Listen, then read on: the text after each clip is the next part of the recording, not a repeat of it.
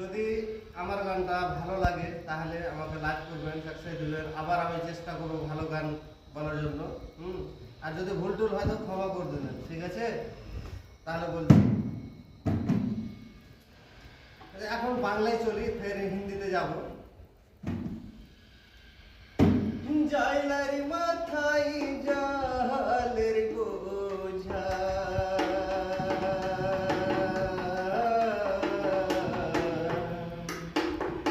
ইয়া আমার মা